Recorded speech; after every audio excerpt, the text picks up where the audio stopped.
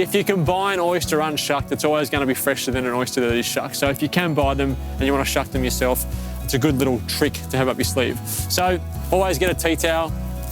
I've got an okay knife for oyster shucking, but if you can get a shucker, then it's going to be much better. It's got not a sharper point and a flatter blade, which is handy. So take your oyster, pop it in your hand.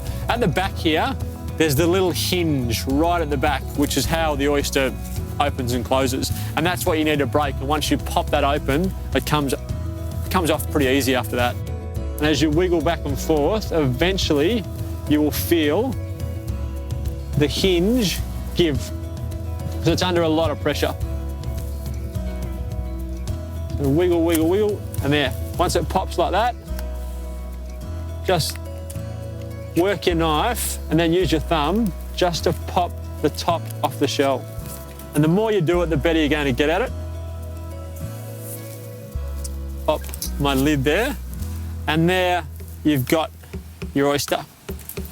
Now, turn it over to the serving side. So it's still attached at the bottom here, the muscle is still attached.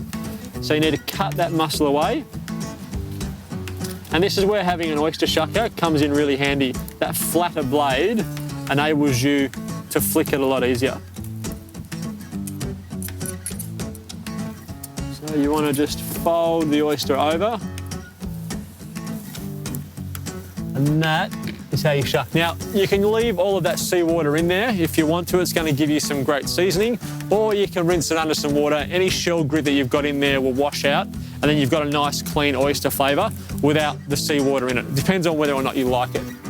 If you're going to add a dressing to it, I'd suggest rinsing them off, getting them reasonably dry so you can put your dressing on, and you're going to have some dressing inside the shell when you eat it. So it's kind of replacing the salt water with a nice dressing. And I'm going to make a dressing. So I want a little bit of oil, a good quality olive oil, and a little bit of mirin. About equal amounts of mirin and olive oil. Some lemon, so the juice of about 1 lemon.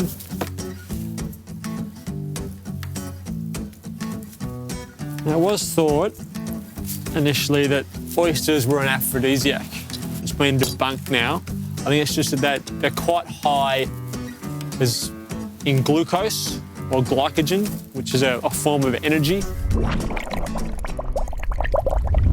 When we consume carbohydrate, we break them down and we absorb carbohydrate as glucose molecules, amongst other things. Now, this glucose can then be turned into a branched structure where we're going to pack all this together so that we can have some storage, okay? So overnight, when you need energy, actually, we should say when you need to maintain your blood glucose level first, we are going to break down this glycogen back to glucose molecule and use that to maintain blood glucose level.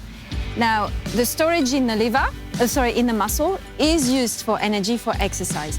So, you know, the common practice of carbo loading that people used to do or still do perhaps in long distance kind of exercise is to make sure that the night before their event or their training, they would load as much with carbohydrate, as much glycogen stores as possible that could then be used for energy because muscle will use that as a source of energy. When you consume the oyster, you're not going to consume the glycogen because glycogen is like a starch. It's equivalent in structure to starch in plant, in terms of this branch structure. So you'd have to break it down first. Then, assuming there's sufficient amount in there, you would then absorb it as glucose molecule, and then that would raise your blood sugar level. Yeah. And then you would feel potentially better. But I don't know if there is that much of it in it, but perhaps. One Pacific oyster has 1.8 grams of carbs. Okay, so one oyster, 1.8 grams. So a slice of bread has 15 grams, just to give you a reference. A banana has 20-25 grams. So you'd have to eat quite a fair few oysters. So I think it's the zinc and everything else that does it. Yeah. Like you say, old wives' tale, like something interesting. Yeah. And if he says it a bit mischievously, it's okay.